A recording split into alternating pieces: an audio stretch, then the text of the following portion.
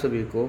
आप देख रहे हैं ताराचंद क्लासेस। आज की क्लास में हम पढ़ेंगे डेविड ईस्टन के जो राजनीतिक सिद्धांत थे आगत निर्गत के राजनीतिक व्यवस्था पर, उस सिस्टम की, उन सिद्धांत की आलोचना की गई है, जिसमें से एक प्रमुख आलोचक थे मार्क्स।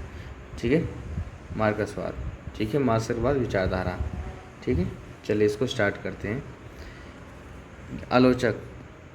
आलोचकों के अनुसार ईस्टन ने अपने अध्ययन में यथास्थिति पर बल प्रदान किया। यथास्थिति का मतलब होता है स्टेटस क्यू, यानी कि जो जैसी व्यवस्था बनी हुई है उसको वैसे ही बना रहने दिया जाए।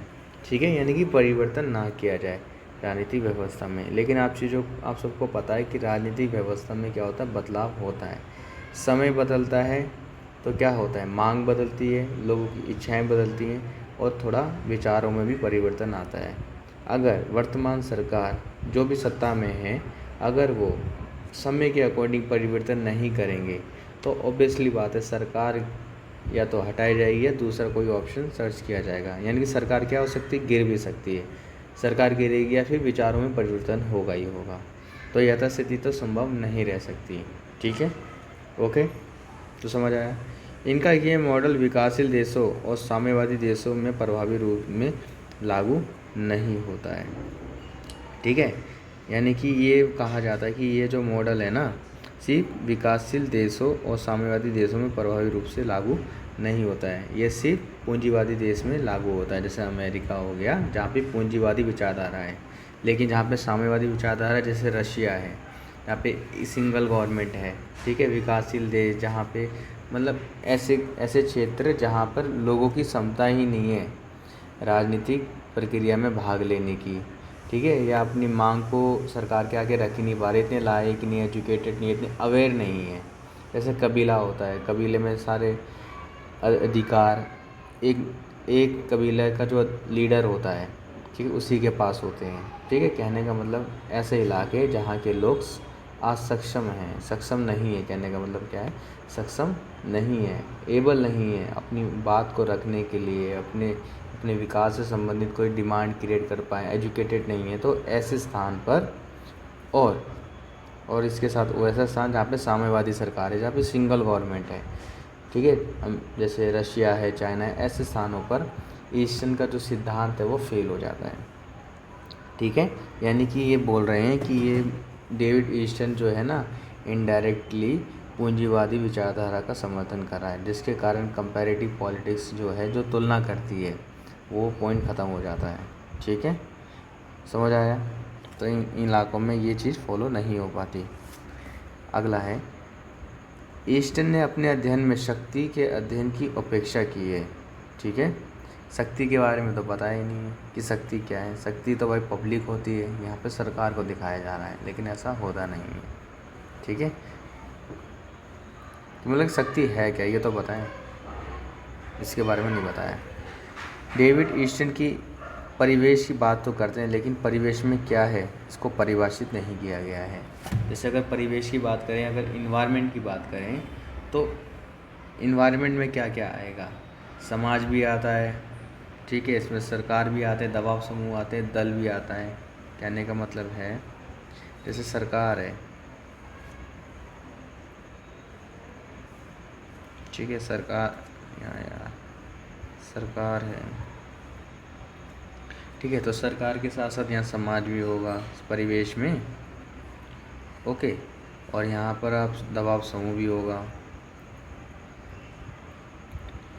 और क्या होगा, आप यहाँ दल भी होंगे, दल। लेकिन इसके अंदर एक कोई ना कोई इकोनॉमिक एक्टिविटी भी होगी, आर्थिक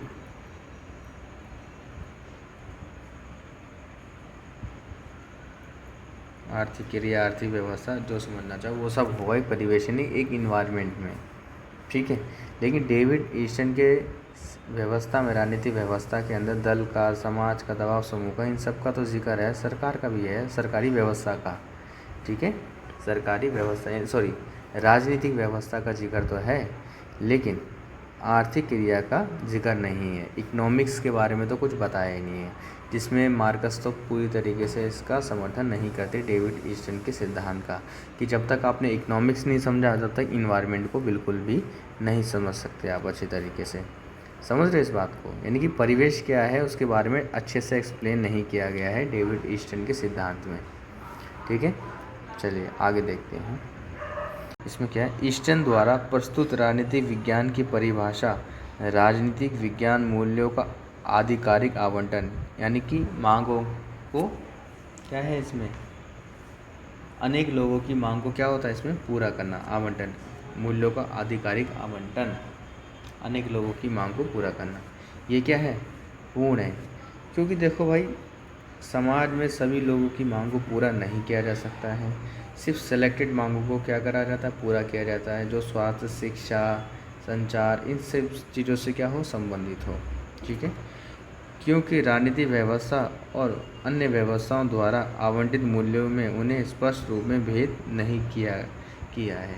यानी कि डेविड ईस्टन का जो राजनीतिक सिद्धांत है आगत व निर्गत, उसमें ये नहीं बताया गया कि किसको एक्सेप्ट किया जाएगा, किसको एक्सेप्ट नहीं किया जाएगा, लेकिन ज़्यादातर ऐसी मांगों को एक्सेप्ट कर लिया जाता है जो शिक्षा, स्वास्थ्य, ट्रांसपोर्ट या समाज कल्याण से संबंधित होती हैं, उनको एक्सेप्ट कर लेते हैं, ज़्यादातर वो पास आउट हो जाती है। यार ऐसी मान लो सोसाइटी से कोई ऐसी मांग क्रिएट हो रही है जो वर्तमान सरकार की विचारधारा से संबंधित नहीं है, ठीक है, या सरकार उसको पूरा करने में असक्षम है। ठीक है, तो ऐसा क्या हो सकता है, सरकार उनको दबाव समूह इन सब के ज़रिए क्या करती है, टाल मटोल करने की भी कोशिश करते हैं, या फिर मांग के अंदर कुछ ऐसी मांग जो होती है जिनके अंदर संशोधन कर दिया जाता है।